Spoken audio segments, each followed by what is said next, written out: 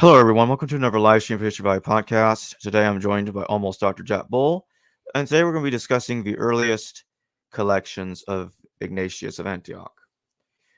Jack has appeared on my channel numerous times discussing Ignatius, and sometimes we discuss Paul as well. But anyhow, welcome back to the podcast, Jack. Thank you very much. Great to be here again. So you have a new presentation you want to show us today, and this time it's going to be showing information about the free letter collection of Paul and also the 7-letter collection of Paul. Indeed, yeah. So let me get this up here. Yep.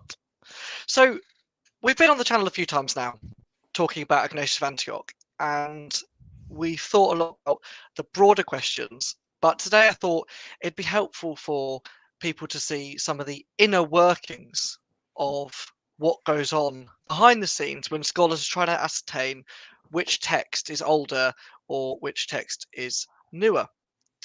This could often be quite dry, and unfortunately, good scholarship often means that the devil is in the detail, and that's why the best scholars, although I don't include myself quite in that category yet, spend hours and hours doing boring things and then presenting it to you in small slideshows like this for your delectation. I hope to do a little bit of statistical stuff and also some thematic elements to draw out some thematic elements as well that differ. But before we go into any details, we just want to remind ourselves of the story of Ignatius and also where scholarship is largely on his epistles at this time. So thus far, scholarship has told us that Ignatius was a bishop of Antioch. And we have this on fairly good authority. We have many sources that tell us that this fella lived sometime in the first century, beginning of the 2nd century, and that he was the bishop of Antioch. Whether he was the 2nd or 3rd is debated among ancient sources, but nonetheless, he was in good company, as the first bishop of Antioch was Peter, according to Eusebius. So he's a high-profile figure, to say the least, at least in his day. Eventually, at a date that we don't know, he was arrested for likely being a Christian, and he was then transported to Rome, where he was executed. And so he begins this exceptionally long journey, as you can see from this map, from Antioch through to Tarsus, through to Laodicea, Philadelphia, and on through Philippi, and then eventually just off the screen into Rome. There are many places you'll notice, those who know the Ignatian letters, that match up with the letter names, the epistles titles. And that's because he mostly sent letters to the communities that he visited along the way, with a few exceptions, and we'll come on to those. But largely, this is the story we're told. A bishop arrested in Antioch, executed in Rome, wrote some letters along the way. Where scholarship has been a bit more open to, especially in the early days, open to different interpretations of what happened with Ignatius, was on how many letters he wrote and in what form they came in. So we knew for a long time that there were 3 letter collections of the Ignatian epistles. There was a 3-letter collection, a 7-letter collection, and I put a 12/13. And the reason for that is because in that particular letter collection, Ignatius writes to a lady called Mary of Casabolita, and she writes a reply to him. So that's the 13th one. It's not Ignatian because obviously it's a response to him, but it was included in this collection. The problem is, though, and this is one of the first details we're going to need to come to, is that the stumbling block has already come for the scholarly consensus. Breaking these Ignatian epistles down into 3 letter collections is already a mistake. This is a table of all of the different families of letter collections that I know of. And to be clear, I think there are more out there, but so far I have found these. Now, what we have here along the top is how many letters are included in a letter collection. And then if there is an X in that category, the texts are extant in that collection. The only one that might need some explanation is the one-letter collections, and that's where Polycarp and Romans have an X. And this is because they are both transmitted on their own. They both enjoy a separate transmission apart from all of the Ignatian epistles. Now, in the case of Polycarp, we only have this one witness, which was found by Curaton, and that's it. But in the case of Romans, we have at least 58 witnesses, and we'll come on to the recensions there in a minute, but at least 58 witnesses where Romans is transmitted on its own. Then you can see a 7-letter collection, and we'll come on to what the LR means in a moment, a 9.5-letter collection. And the reason why this is a 9.5-letter collection is because in the family of witnesses, the end of the codex seems to be damaged, and so they were lost. But we think it was probably the 12 or the 13-letter collection. But just to be safe, I haven't included it. But you'll also notice that in that 9.5-letter collection, we can be fairly certain that Romans wasn't in it. Then there's an 11-letter collection, a 12, 13, 15, 16, and 17. So already, those 3-letter collections that scholars like to divide the Ignatian letters into is a mistake. But the second mistake they make regards recensions. They refer broadly to a short, a middle, and a long. What they mean by that is that, take for example the epistle to Polycarp, it comes in a short version, a medium version, and a longer version, a bit like any good McDonald's meal. If we then return back to this table, then what you can see is very interesting on the top. So in the 1-letter collection of Polycarp, you can see that it only appears on its separate transmission, all on its own, without any other epistles, in just a short recension. But with Romans and the 58 extant witnesses for that, again, that I know of, they come in short, middle, and other recensions, which those other recensions will come to. Similarly, when you look at the 3-letter collection, which comprises Polycarp, Romans, and Ephesians, they are only extant in the short recension again. And this is where it gets interesting, because the 7-letter collection here is only attested by one witness, which is Codex, as listed along the bottom there, Codex Bodleianus Miscellaneous 15, from the 7th century, so relatively modern. Now remember that 7-letter collection only extant in the long recension, and then the rest are also extant in the long recension, but there's also some middle recensions interspliced between them. But it's precisely this middle recension that scholars want us to believe as authentic.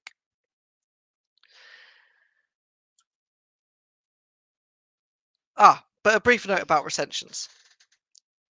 So as I already mentioned, they come in short, middle, and long.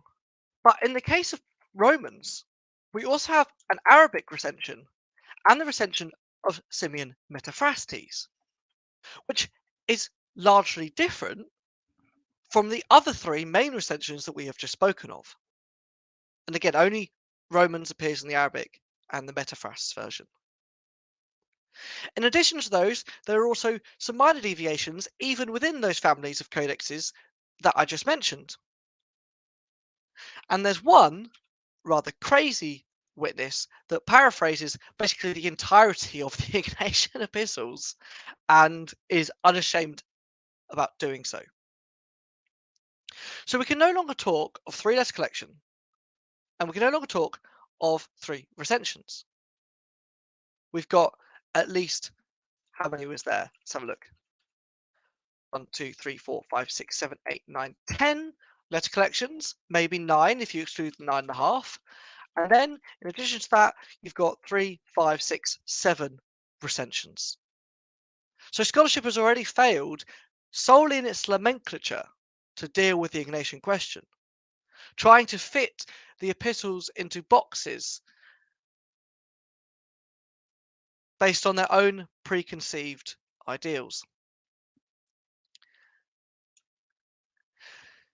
So as I mentioned, scholarship wants us to accept, or has thinks it's shown, that 70 of the epistles in the middle recension are genuine.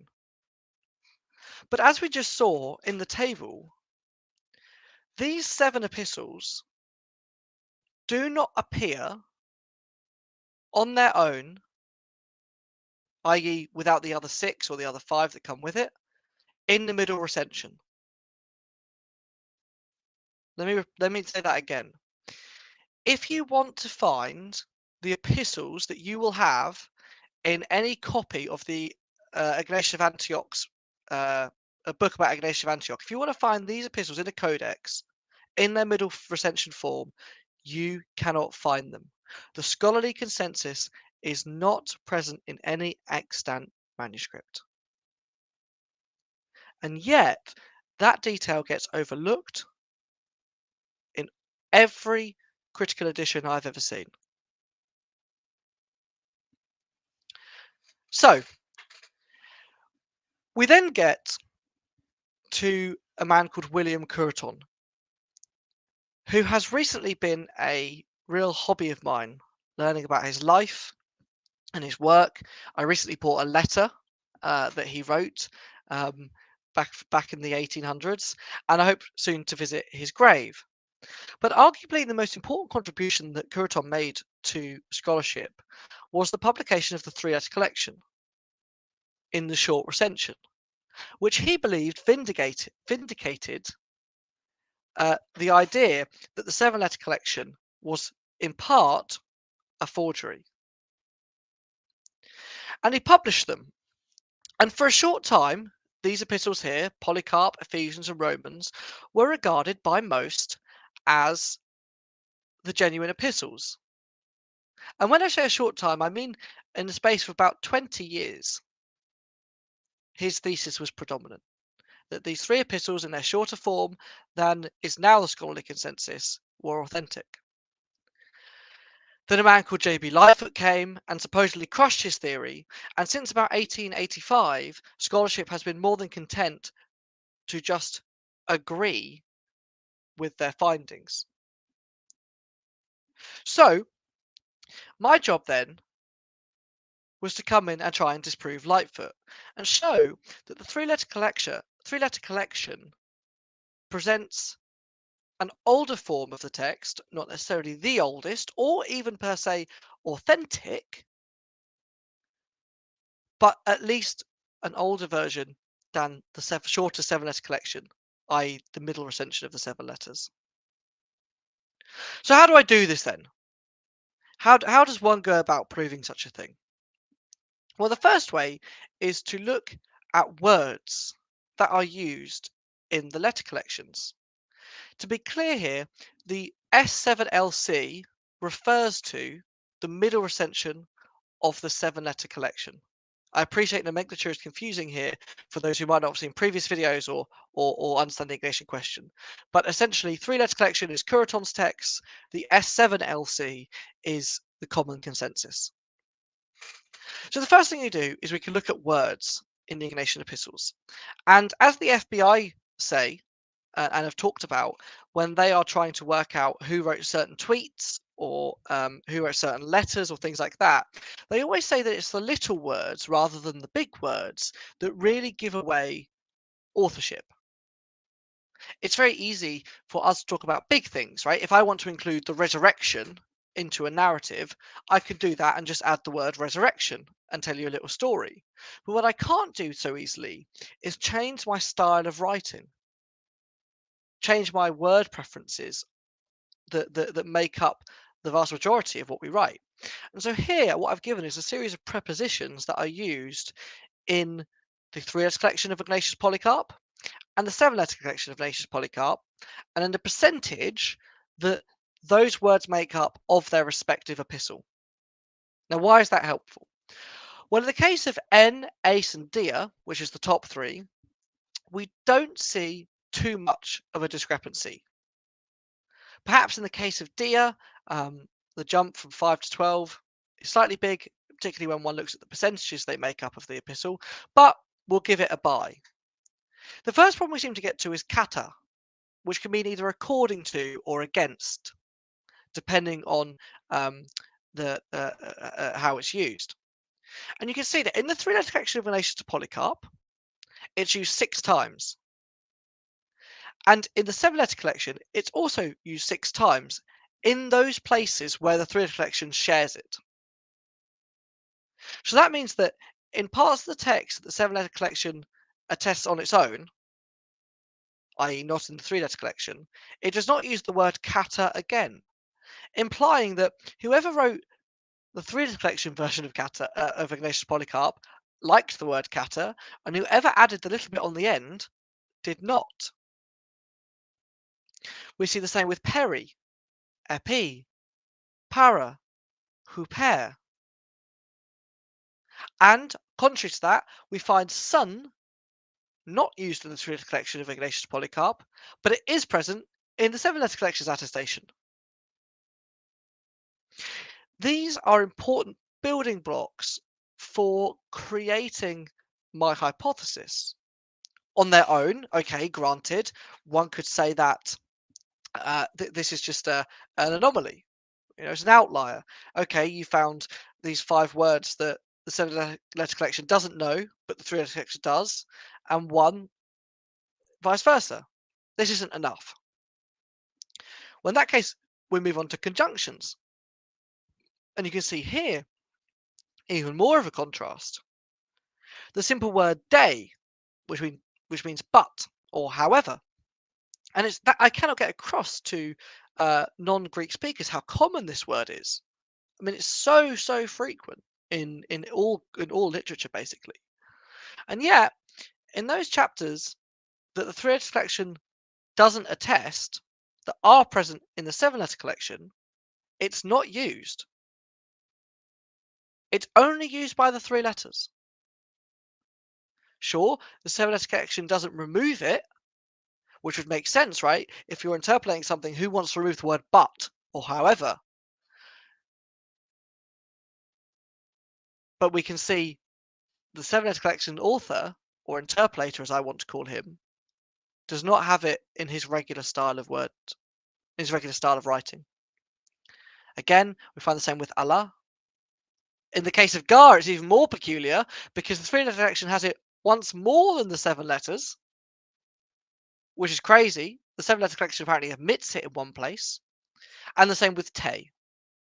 And again, on the contrary, we find epi, un, and men, which are known to the parts of the 7-letter collection, but not the 3.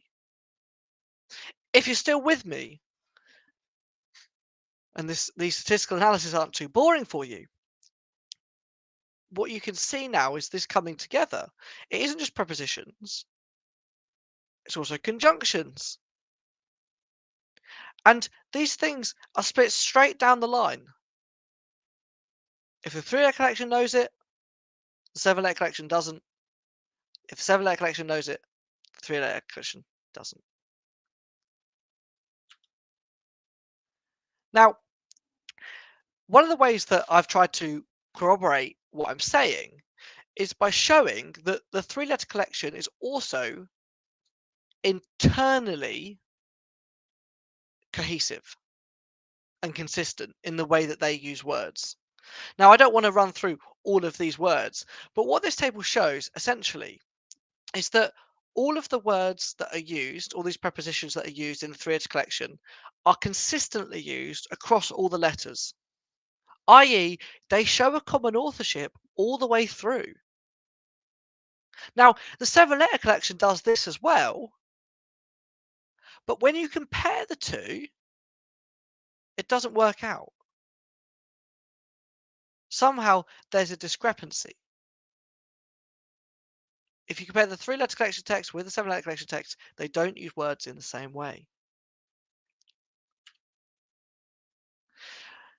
Marcus Vincent, in his 2019 book, Writing Early Christianity, also draws attention, and I actually now have hundreds of these. He only went through words that began with alpha. But I've now found hundreds of these words that are almost entirely unused in the three-letter collection, or the short recension that is, that are real favourites of the middle recension. He again also lists Allah, but he also lists aner, which means man, once in the short recension, 9 times in the middle. Anthropos, 1 to 14. Axios, 1 to 17. Axiomakaristos, 2 to 4. Autou, auto, auton, auton, autois. Huge gaps in the number of times these words are used depending on the letter collection you read. But let's move on to some more meaty words. Words that actually have a theological meaning. Words that you could actually imagine someone adding in or taking out because they have a theological meaning or they tell you something about the text. The first one I put here is anastasis. Anastasis means resurrection. Now, I don't know about you, but from what I gather about Christianity, is that the resurrection's very important.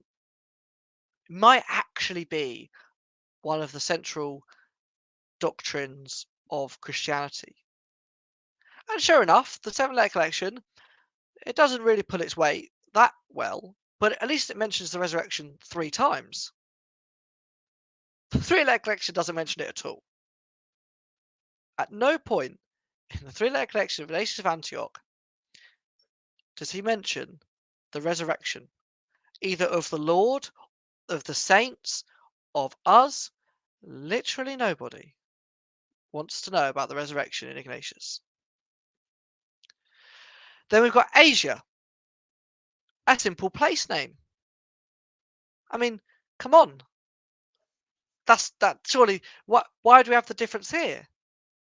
In the three-letter collection, never talk about Asia. In the seven-letter collection, we do. Why might someone take that out? What is the reason in that case? Who's that offending? Who's getting upset about the word Asia? Nobody. Diakonos, episkopos, and presbyterion versus presbyteros. Deacon, bishop, presbyter. Now you can see that I put one question mark next to the diakonos and the presbyteros. And that's because in the three-letter collection, in Ignatius Polycarp chapter 6, there is a mention of both the deacon and the presbyter in that chapter. However, I think I have shown effectively, and I can't show it here today though, that that is also an interpolation and therefore cannot be trusted. So for all intents and purposes, we're going to go with actually says 0. And now you see a real discrepancy. Deacons mentioned at maximum once, but more likely 0.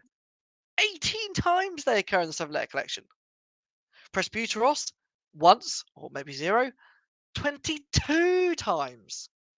And the bishop is actually just quite a regular feature in both. Although the numbers look quite different, it's the bishop just is mentioned all of the time. Now let's look at various titles for the devil. Diabolos. Oh, I didn't put the Greek here, but Archontuonios and Satanas.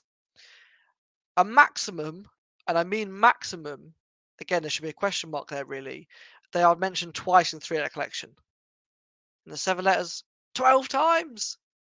12 times this figure appears. Huios, son, 0 to 8. Theos, as a title applied to Jesus, 0 against 3. These are big differences now.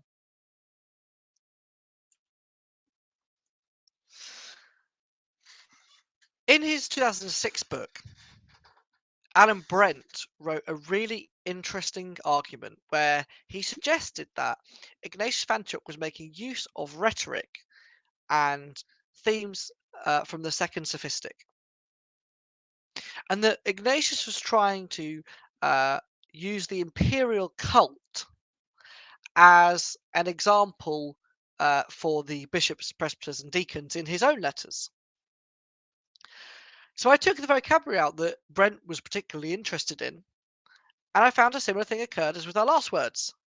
Enosis, which means unity, a very important part of the second sophistic, and a word that Brent references a lot. Used 8 times in the 7-letter collection, hey, look, you can see why Brent has that hypothesis, and I think he's right regarding the 7 letters, but he can't be for the 3. It's not mentioned. He then mentions the phoroi compounds, phoroi meaning bearer, and Theophorus in the case of Ignatius means God bearer. But excluding the term Theophorus, and I highly recommend you go back and see in previous videos why I doubt that epithet as a title for Ignatius, it's used on no occasion in the 3 letters, 4 times in the 7-letter collection. Homonoia means harmony, 0 versus 8. Synhodos, 0 to 1. Tupos, 0 to 2. These 5 words are very big for supporting Brent's position, and they are all not there. Again, who's taking these out? Who's so precise?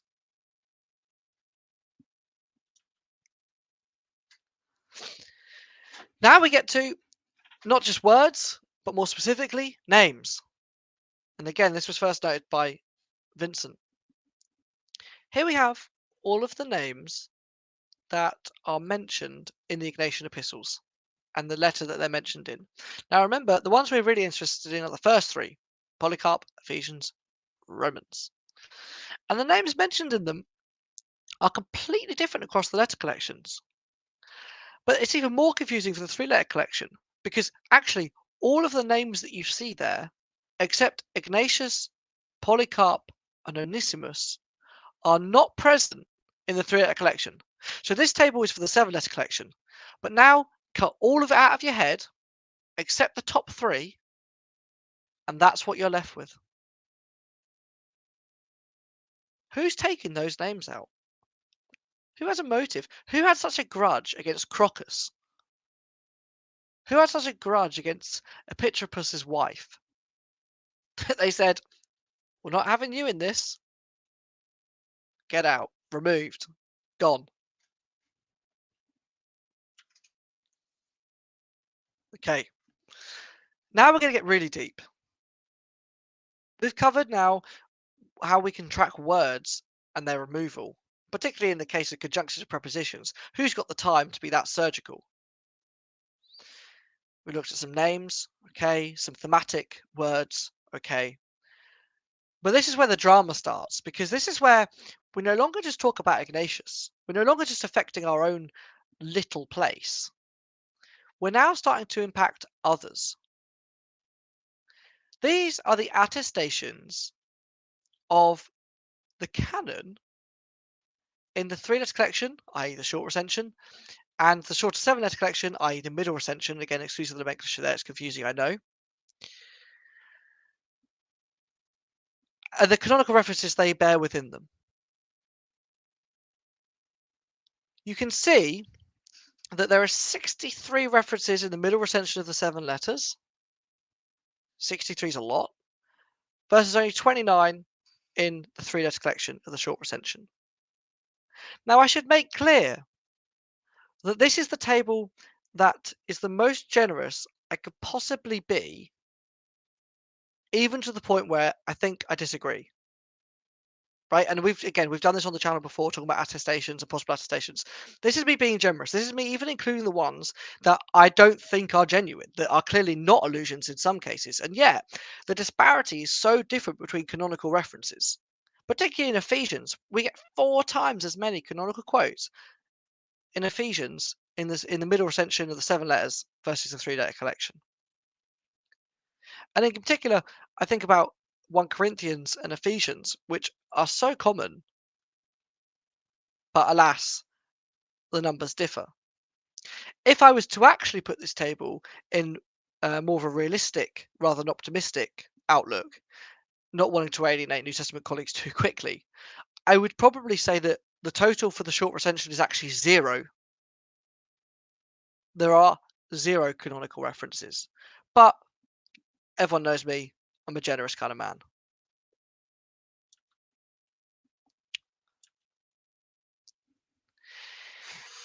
Even for those biblical influences in the 7-letter collection in the middle recension, Kuster effectively has already shown that they can be attributed to common tradition.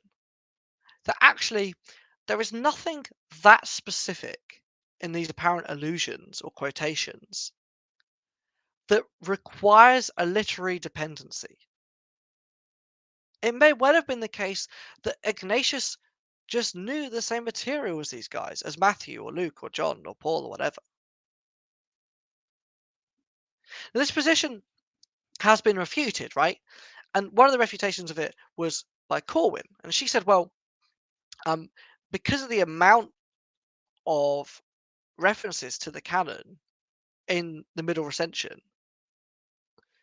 they can't all be common tradition. At some point, the straw breaks the camel's back. And you know what? There is some argument to be had there. I kind of feel that. But the problem is with three-letter collection is that there aren't that many. Actually, there aren't. We aren't overwhelmed by the great use of canonical texts. And in addition to that, unlike the Middle Recension of the seven letters, the quotes aren't as clear. Sometimes in the seven letters, it actually, word for word, for maybe a sentence or two, uses Paul. The three-letter collection never does that. At best, it uses 2 or 3 words. So all of a sudden, Kuster's position, though perhaps wrong for the 7 letters, certainly plausible when applied to the 3.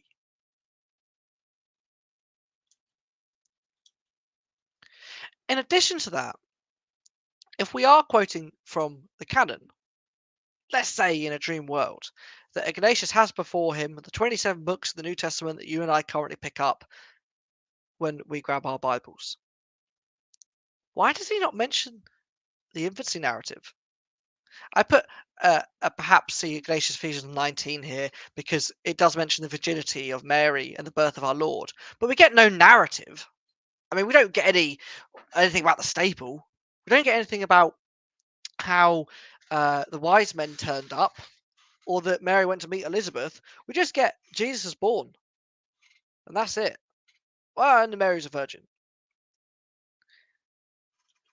We also get no stories of Jesus' life or ministry or his sayings. And it's pretty common in the Apostolic Fathers to not really get a lot about his life and ministry, but no sayings, not even a single word of Jesus, not even as the Lord instructed us or as the Lord told us, not even a paraphrase or an attempt to at least include the Lord. Fairly uninterested. Ignatius wants to tell his own story, get his own commands out there, do his own thing.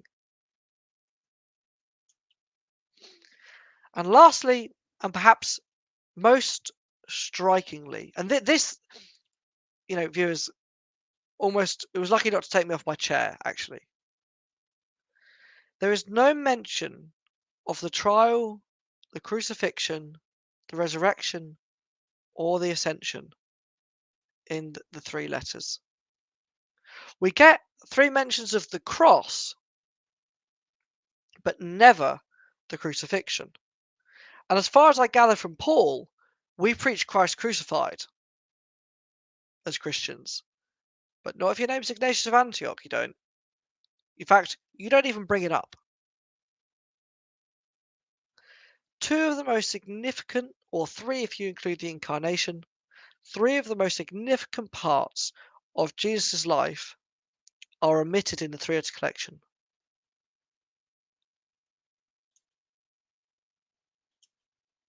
And we go even further, that we know Ignatius knows of Paul and Peter. He mentions them both. He calls them out by name and says they're apostles, and I'm not even worthy of them. He does himself down and says, "Oh, I'm nothing compared to them. They're so marvelous. They're so brilliant. I can't tell you things like they tell you things." So he names them. Doesn't want to quote from them. Doesn't want to mention that they might have written something down. That seems strange to me. That you have the works of these great apostles and they're just overlooked. Again, the 7-letter collection probably does have some references. 3-letter collection doesn't. But even if we go with Kuster's position of a common tradition, Ignatius often contradicts Paul. Again, we've covered it already on this channel, one of my previous videos. But one of these small examples, which is my favourite, is that Paul says, I am not justified in having a pure mind, but only by the judgment of the Lord. Ignatius says, I'm not justified by some things. I will only be justified basically by being killed. He's not interested in the judgment of the Lord. He's not interested in grace either, for that matter. Grace to Ignatius is neither here nor there. What matters is his martyrdom. That's what will save him. And for the others, the lay people in the churches, what will save them is unity with the bishop. That's what will save them. This runs contrary to Paul in so many ways. And we've already highlighted the fact that Paul wants to preach Christ crucified. Ignatius just wants to preach whatever he feels like. In short, then, no knowledge in the New Testament in Ignatius. And so then, we could ask some questions. If we have words that are present in the middle recension of the 7-letter collection, that are not present in the 3-letter collection, as scholars want us to believe, what we have to suggest then is that a later 2nd century Christian, who they suppose redacted this text, went through and removed the word homonoia on every occasion. Enosis, on every occasion. Presbyteros almost on every occasion. Diakonos on almost every occasion. All references to the resurrection. All references to the canon. All references to Jews, something we didn't mention. No mention of Jews or Judaism or the Old Testament in Ignatius. Who did that? Even removes the epithet of theos when applied to Jesus. A 2nd century Christian. Really? Really? That's what you want us to believe? Again, even if you want to say that those big things could be removed, how does one remove all those conjunctions and prepositions with such surgical precision?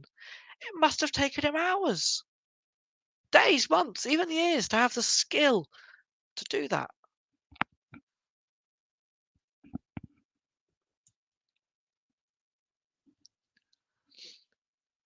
Why would you remove the stylistic elements, the thematic elements? What did a later 2nd century Christian have against references to the second sophistic or the imperial cult? If this was the work of a famous martyr, a heroic figure of early Christianity, who are they to remove fundamental parts of Christian doctrine and practice? And the mythology that builds up around these ecclesial hierarchy. It's interesting because Brent recognizes in his own book that Polycarp, who apparently receives these letters from Ignatius, doesn't understand anything about what Ignatius is trying to say when he's comparing bishops and priests and deacons to the imperial cult. Well, yeah, but that's only true if it's a 7-letter collection, isn't it? Because if it's the 3, of course Polycarp doesn't understand. Ignatius doesn't understand. He hasn't got that idea. So then, back to the point, who's removing it? And lastly, as we've mentioned, we share no common tradition with the Gospels or Paul, and sometimes we even contradict him. Who is allowing that to happen? If a 2nd century redactor is going through this text and he sees Ignatius contradicting Paul, why is he not glossing that, trying to fix it? I'll give you another example, and perhaps this one's more frightening. We all know that famous phrase where Paul says to in Philemon, if you can seek freedom. Actually, I don't know if it is in Philemon, but he says if you can get freedom from being a slave, you should do so, but don't seek it.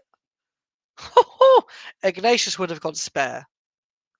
He says you should never, and this is to Polycarp, you should never release a slave, because if you do, they'll fall into their own lusts and they will be lost.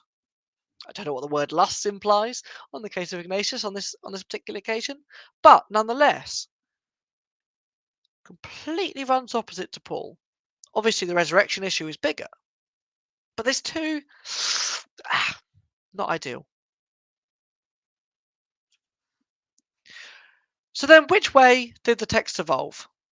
Did someone move those to conjunctions or prepositions, leaving a coherent, an internally coherent and cohesive use of them in the three-letter collection? Or did someone add them in, which is why the three-letter collection and the seven-letter collection differ so much, and why the seven-letter collection in those parts shows such a different stylistic writing? Did someone add or remove references to the cross and resurrection? Or did someone remove them? Add or remove? You choose. Which way do you think that went? Second century Christian didn't want the cross and the resurrection, took it out, or he did and he was worried that it wasn't there, so he put it in.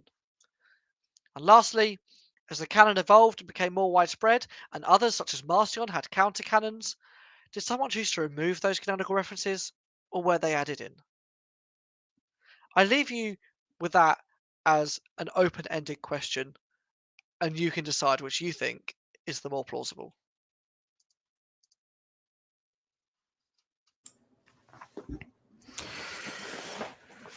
So, how many times did Ignatius's letters get redacted before they coalesced into their final form? So that might be an impossible question. So my position at the moment, and it's interesting because earlier on in the week, Jacob and I discussed a diagram that I'd been building to show the evolution of these witnesses. But one of the things that I realised was that I don't think I can draw a diagram that is detailed enough to do the question justice. Hmm. Because partly because I don't know what their history is, but also partly because there are so many elements that need to be considered, which are in our oldest collection, i.e., the three-letter collection, but I don't believe are present in the earliest form of the text. I'll give you two examples. We mentioned one already, which was the letter to Polycarp and chapter 6. And in chapter 6, we get a sudden change of addressee. So we begin with the letter addressed to Polycarp. It's all going very well. He's telling Polycarp what to do, being a bit patronizing, but it's all fairly standard. And then chapter 6 comes and we change who the letter is to. It's now to the people of the Church of Smyrna. Schodel recognizes in his 1985 commentary that this is never done. This is unique in this type of text. Pardon me, to change the addressee halfway through.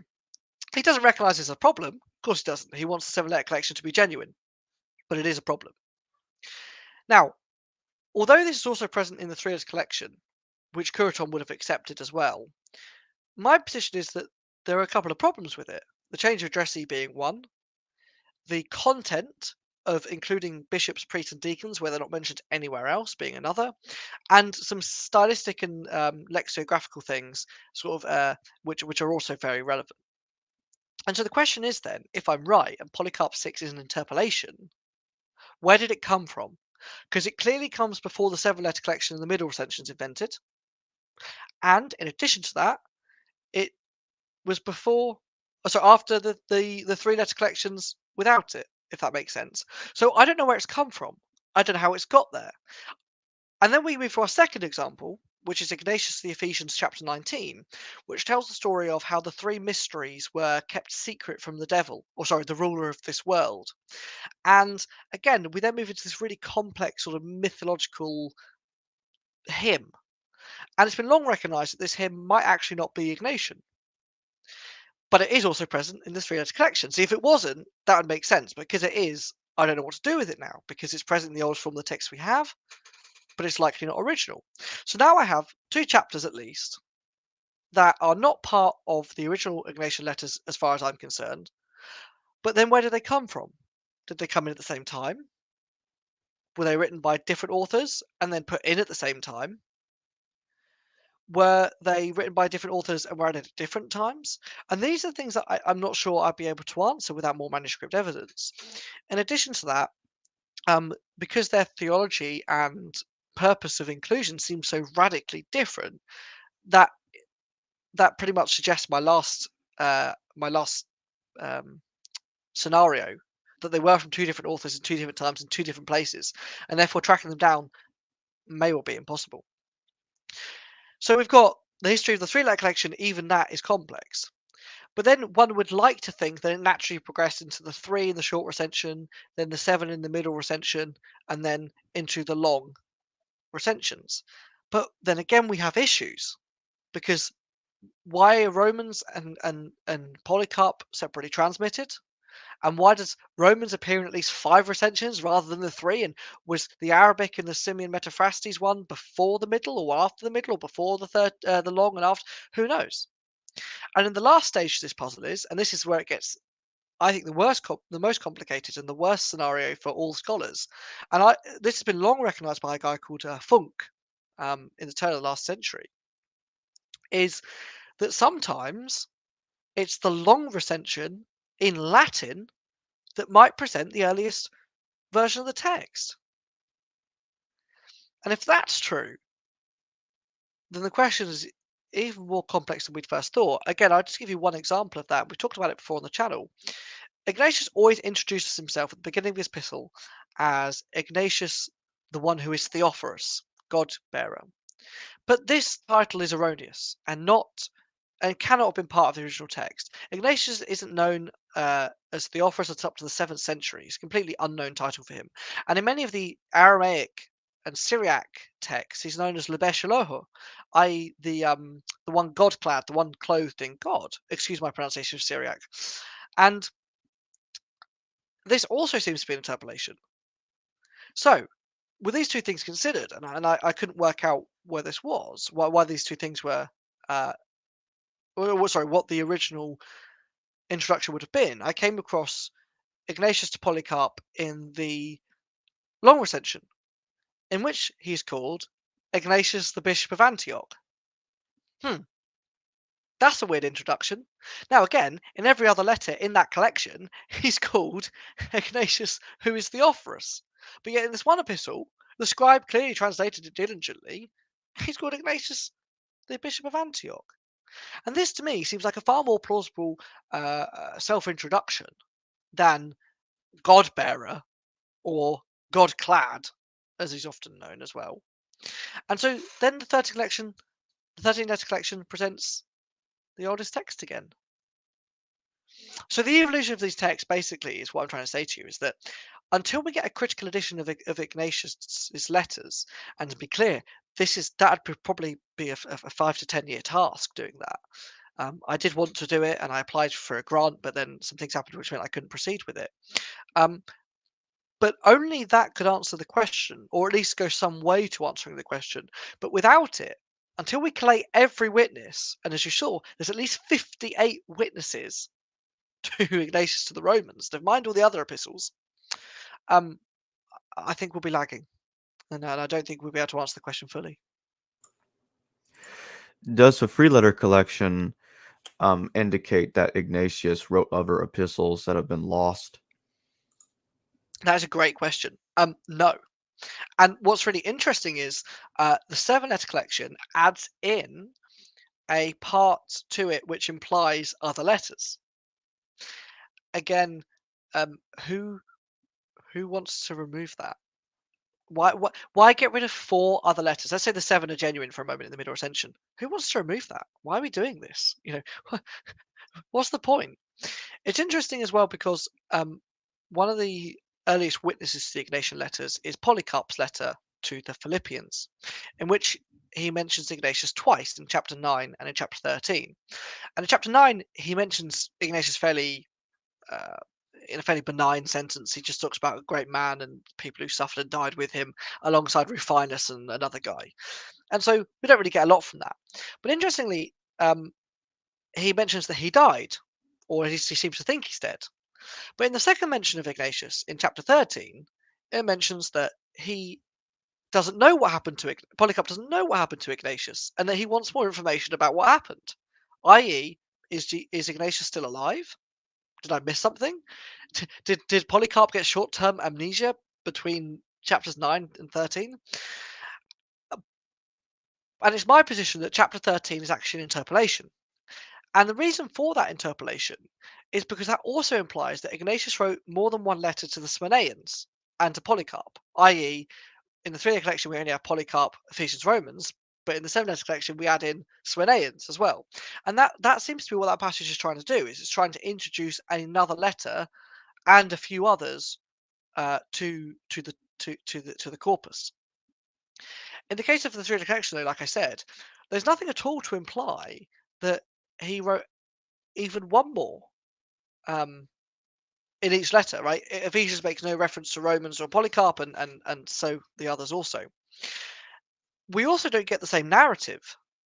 We get none of this stuff about in the end of Ignatius Polycarp in the Middle Ascension. It says, please write to the other churches I've forgotten about because I must immediately sail from Troas. The collection doesn't know that happened. In fact, there's nothing in the three-letter collection to indicate where he was arrested. And so one of the questions that scholars have had about the historicity of Ignatius' martyrdom journey, and again, we've talked about this in previous videos, so I won't go over it, but is that it doesn't seem very plausible. Who takes a prisoner all the way from Antioch to Rome to be killed? My goodness, he's just a nobody. But in the three-letter collection, we don't get that same narrative. So Ignatius could have been arrested anywhere. I mean, he could have been arrested pretty close to Rome. Okay, he writes the letter to the Romans begging them not to intervene. But if Ignatius was arrested somewhere, say in Greece, maybe the transportation to Rome might make a bit more sense. But nonetheless, you know, that's impossible to reconstruct where he was arrested in the three letters. And when do you think that Ignatius wrote these 3 letters? Yeah, so my supervisor and I go back and forth on this because we don't entirely agree. He always wants me to be very careful when asserting who the author was, and I don't think Marcus Vincent would be as strong as I am in this position. I think that Ignatius did write these letters. I think that he wrote them in the time that he was suggested to have done by our earlier sources, probably around 100 to 110, something in that line. I think he certainly wrote, to be clear, Polycarp and Romans. If you asked me to put the house down on Ephesians, I probably wouldn't, but I'd be 90% sure that he wrote Ephesians also. And the reason for my slight hesitancy there is, again, the lack of single letter transmission. See, one of the reasons I quite like Romans and Polycarp as authentic is because of their separate transmission history. It implies to me that no one would have separated these letters. I don't think. That's one of the whole cruxes of my argument. I don't think someone inherits a 7-letter collection, detaches 4 of them, chucks them in the bin, and then chooses 3 to keep. Similarly, I think if someone inherits 3, they're more likely to interpolate them, as happens, than to throw the other 2 out and just transmit 1. And I think in addition to that Ignatius Romans seems to float more around the east than the other letters because it's transmitted in Arabic earlier, I think, and Syriac. And Polycarp is also transmitted in Syriac, but I think it might possibly head west, hence why it meets up with the other letters in the 7-letter collection. But like I say, I think Ignatius probably did write them, particularly in the case of Romans. I think the only criticism you can make of my position about Romans is that, well, I'll give you my position first before I critique it myself. I think the Romans is authentic because I don't think it actually implies very much about doctrine or practice. Therefore, the need to write such a letter, in my opinion, is very little, right? If you want to bolster your position on a certain doctrine, you're going to want to apply it to an authority. And then you can see that happen in Polycarp and Ephesians to some extent. But in Romans, it's mostly just about the fact he wants to die. It's mostly about the fact that he doesn't want the Romans to intervene. He clearly thinks they can intervene, which implies to me, again, they're in higher positions in the Roman government, perhaps, or at least with enough power to stop his execution. And he appeals to them to not intervene on his behalf. The only criticism of that position, I think, is that someone would write that letter to bolster the the cult of the martyr, to make him sound more heroic, that he wants to die and the rest of it. But even in that, I mean, he still is very clear that he has some doubts sometimes, and he says, if I write again to you asking not to be killed, make sure you ignore me because I do want to be killed. And he shows some weakness. It's not just this great heroic story, and I think it does sound like the man who wants to die, and wants to sound confident in it, but also knows in his heart that he's pretty nervous. So yeah, that's what I think he wrote. I think he wrote them around the 100s, 110s, and but I think we're a long way before that position is accepted from the supervisor. Well, thanks for joining me today, Jack. Thank you very much. It's a pleasure. Hello viewers, thanks for watching this video from the History Valley YouTube channel. Please don't forget to subscribe and hit the notification bell. And if any of you wish to further support this channel, please consider checking out this channel's Patreon page and becoming a patron, and or donate through PayPal or through Super Chat during a live stream. Thank you.